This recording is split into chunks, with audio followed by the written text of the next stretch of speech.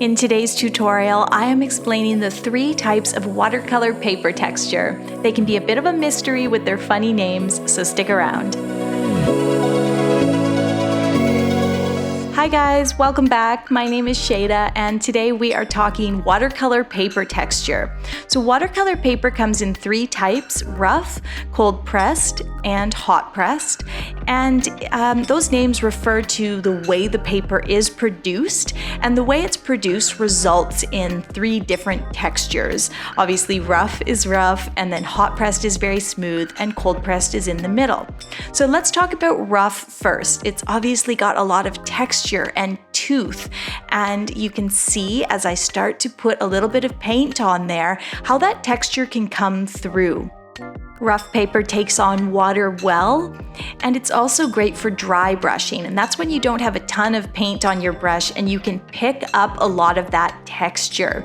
That's wonderful for when you're painting clouds or water or trees. There's all sorts of uses. Now, rough paper is not my favorite. I find the texture to be, I guess, just a little hard to work with, but the favorable thing about rough paper is that those fibers are farther apart, and that just has to do with the way it's made. So it's very good for taking on water and paint. It's wonderful. It can absorb all that paint, and you can do a beautiful wash on rough paper. Rough paper is also good for wet into wet, and you'll see as I do a little bit of that here that the paint just seeps out so beautifully, and that has to do with those fibers being able to take on that water. Now let's talk about hot pressed paper. It's at the other end of the spectrum and it's very smooth with almost no tooth and no texture. And you'll see as I put a wash of paint on here, the paper absorbs that paint, but not as readily and not nearly as much. And that results in what I call happy accidents, where the paint just sits in these really strange ways, and you can see it happening in the upper corner there. And I love that. You just don't know what's going to happen with hot pressed paper. I'll dry my brush a little bit here and we'll try to do some dry brushing, but it's kind of a lost cause. There's really no texture there for us to pick up with our dry brushing, and that's okay. Hot pressed I love because, like I said, the way the paint settles, you just don't know what you're going to get, and I find that very beautiful. You don't want to overwork your paints when you're working on hot pressed, so it's not always great for the beginner because it can't take on as much paint, and if you tend to go back and want to change things, it's not going to respond as well to that process. I have learned to love hot press as I became more proficient with watercolor paints. Next up is cold pressed. Now cold pressed is right in between. It is the Goldilocks of watercolor paper. It has just enough tooth and texture, but it's not overly textured, which a lot of watercolor artists like. And I find when you're starting out with watercolor, cold pressed is great. It's very forgiving. It takes on a lot of water.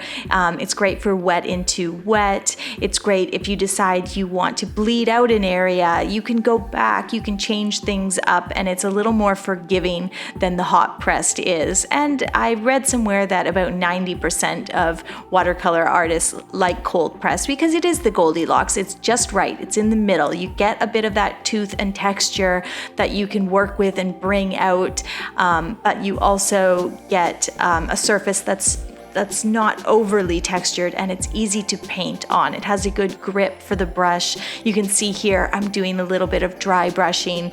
There's so many applications for that.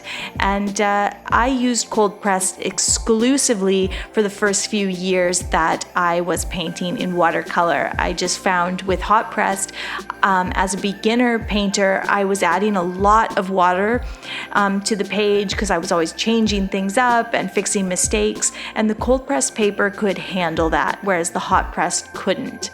So just to recap, our rough, it's great for wet into wet, it's great for washes, it's great for dry brushing, it's very toothy and textured.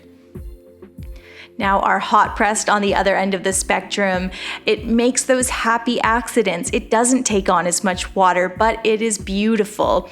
And it's also nice if you want to add pen afterwards because it is so smooth. Cold pressed is in the middle. You can do washes, you can do dry brushing. The texture's not overwhelming. It takes on water very well. I love it. It's great for a beginner, and it's likely the most popular. Thank you guys so much for watching today. There are 2 artsy tutorials every week now on my channel, so don't forget to subscribe.